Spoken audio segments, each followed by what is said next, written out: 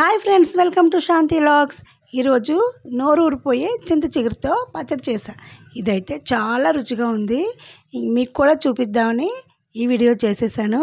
ముందుగా చింత చిగురుని నీట్గా కడిగేసుకొని తడి ఆరిపోయేలాగా ఆరబెట్టుకోవాలి నీటిలోనే. చాలామంది కడగరు.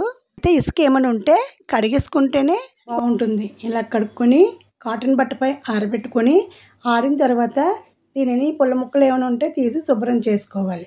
ఈ పచ్చడి అయితే చాలా రుచిగా నోరు ఊడిపోయేలా ఉంది. ఇంకెంత ఆలస్యం చూసేద్దాం. ముందుగా స్టవ్ ఆన్ చేసుకొని బాణలు పెట్టి ఇందులో 1 స్పూన్ మెంతులు వేసి చక్కగా ఎర్రగా వేగేంత వరకు ఫ్రై చేసుకోవాలి. అదే మెంతుల్లో 1 స్పూన్ ఆవాలు కూడా వేసుకొని మంచి కలర్ వచ్చేంత వరకు వేపుకోవాలి. ఈ రెండు వేగుతున్నప్పుడు మంచి స్మెల్ వచ్చి పచ్చడి టేస్ట్ ఇప్పుడే తెలుస్తుంది.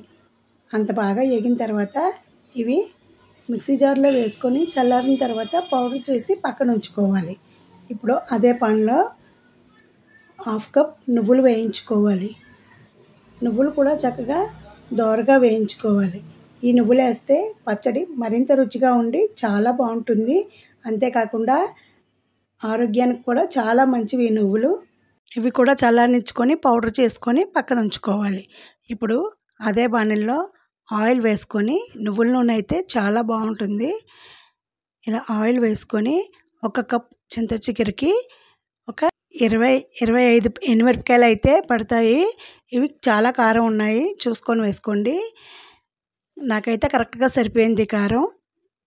ఇవన్నీ చక్కగా మంచి కలర్ వచ్చేంత వరకు ఫ్రై చేసుకోవాలి. ఇవి వేగితే బెలూన్స్లా ఉంటాయి, అప్పుడు మాత్రమే తీసేసుకోవాలి.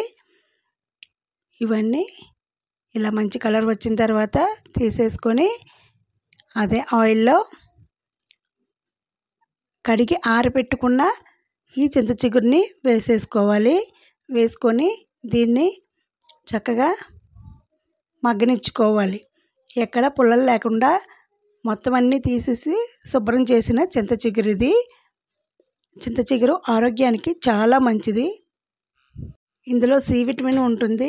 వర్షాకాలంలో వచ్చే జబ్బులన్నింటినీ కూడా ఈ చింత చిగురు తినడం వల్ల రోగాలను నివారిస్తుంది. ఈ చింత చిగురు తినడం వల్ల బ్లడ్ ప్యూర్ చేసి ఒంట్లో ఉన్న రోగాలన్నీ కూడా మాయమవుతాయంట. ఇది కూడా సీజన్లో వచ్చేదే కాబట్టి దీన్ని వదలకుండా దీన్ని కూడా వాడేద్దాం. ఇలా చక్కగా ఆయిల్లో మగ్గింది. ఆయిల్ అయితే కొంచెం ఎక్కువగానే పడుతుంది ఈ పచ్చడికి. ఇది నువ్వుల నూనెతో చేసుకుంటే చాలా రుచిగా ఉంటుంది. ఇలా మొత్తం అంతా మగ్గనిచ్చుకొని ఇందులోనే నిమ్మకాయ సైజ్ అంతా చింతపండు వేసుకొని ఇంకొక 2 నిమిషాలు వేగనిచ్చుకొని స్టవ్ ఆఫ్ చేసుకొని చల్లారనిచ్చుకోవాలి. ఇది బాగా వేగితే పొడి పొడిలాడిపోతుంది కాబట్టి ఇలా ఉన్నప్పుడే స్టవ్ ఆఫ్ చేసేసుకోవాలి. దీన్ని పక్కన ఉంచుకొని ముందుగా వేయించుకున్న ఎండుమిర్చిని మిక్సీ జార్లో వేసి 3 స్పూన్లు ఉప్పు వేసుకోవాలి. వేసుకొని దీన్ని ఇలాగా కొంచెం బరకగా పౌడర్ చేసుకోవాలి. ఇందులోనే వేయించుకున్న ఈ చింత చిగురును కూడా వేసేసుకొని దీన్ని కూడా ఒకసారి తిప్పుకోవాలి. ఈ పచ్చడి మరీ మెత్తగా కాకుండా కొంచెం బరకగా చేసుకోవాలి. ఇందులోనే కొంచెం పసుపు వేసుకొని ముందుగా వేయించి పెట్టుకున్న మెంతులు, ఆవాలు పౌడర్ ఇందులో వేసేసుకొని ఒకసారి గ్రైండ్ చేసుకోవాలి. ఇలా కొంచెం బరకగా అయిన తర్వాత ఇందులో ముందుగా మనం పొడి చేసుకున్న నువ్వుల పొడిని సగం వేసుకొని కారం సరిపోతే ఆ పౌడర్ పక్కన పెట్టేసుకోండి, లేదంటే కనుక ఆ పౌడర్ కూడా పట్టేస్తుంది. ఇప్పుడు స్టవ్ ఆన్ చేసుకొని అదే గిన్నె పొయ్యి మీద పెట్టుకొని ఆయిల్ వేసుకొని చక్కగా 2 పెద్ద సైజు వెల్లుల్లి రేకలు వలుచుకొని ఇలా ఇందులో వేసేయాలి. ఈ పచ్చడికున్న టేస్ట్ అంతా ఈ వెల్లుల్లి రేకలు వేపడంలోనే ఉంది. కొంచెం కరివేపాకు వేసుకొని ఈ వెల్లుల్లి రేకలు మంచి బ్రౌన్ కలర్ వచ్చేంత వరకు వేయించుకోవాలి. ఇందులోనే 1 స్పూన్ ఆవాలు కూడా వేసుకొని ఫ్రై చేసుకోవాలి. నేను నువ్వుల నూనె వేయడం వల్ల ఈ నూనె పొంగుతుంది. ఈ పచ్చడికి ఈ నూనె అయితేనే బాగుంటుందని చెప్పాను కదా. ఇందులోనే ఒక 4 ఎండుమిరపకాయలు చిన్న ముక్కలుగా కట్ చేసుకొని వేసుకోవాలి. కారం ఎక్కువైపోతుందని అస్సలు భయపడక్కర్లేదు. ఈ కారం ఇలా సరిపోయింది. చింత చిగురు పుల్లగా ఉంటుంది కాబట్టి దీనికి ఈ కారం చక్కగా సరిపోయింది. ఇవి మంచి కలర్ వచ్చేంత వరకు వేయించుకొని పోపు బాగా వేగితే మంచి స్మెల్ వస్తుంది. అప్పుడు పోపు రెడీ అయినట్లే. ఇందులోనే కావలసిన వాళ్ళు ఇంగువ వేసుకోవచ్చు. నేనైతే వేయలేదు. ఇంగువ వేసినా కూడా చాలా బాగుంటుందంట.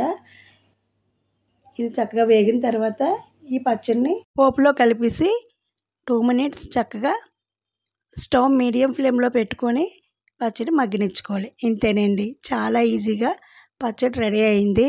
టేస్ట్ అయితే చాలా బాగుంది. వేడి వేడి అన్నంలో కొద్దిగా నెయ్యి వేసుకొని ఈ పచ్చడి వేసుకుని తింటే చాలా రుచిగా ఉంది. ఇది 3 నెలల వరకు నిల్వ ఆగుతుంది. కాకపోతే తడి తగలకూడదు, కాలు తగలకూడదు. ఫ్రిడ్జ్లో పెట్టుకుంటే కలర్ అయితే అలానే ఉంటుంది, బయట అయినా ఆగుతుంది, పర్వాలేదు. ఈ పచ్చడి కనుక మీకు నచ్చినట్లయితే లైక్ చేసి షేర్ చేయండి. మీకు ఏమైనా డౌట్స్ ఉంటే కామెంట్ సెక్షన్లో అడగండి, నేనైతే తప్పకుండా రెస్పాండ్ అవుతాను. ఇప్పుడైతే చిన్న టిప్ లాంటిది అయితే నేను చెప్దాం అనుకుంటున్నానండి. వర్షం పడుతున్నప్పుడు అన్ని పక్షులు చెట్లు పుట్టలను వెతికితే డేగ మాత్రం ఆ మేఘాలపైన ఎగురుతూ వర్షాన్ని తప్పించుకుంటుంది. అలా మన ఆలోచనల్లో విభిన్నమైన విజయం ఉండాలి, అంతే కదండి. Thank you for watching.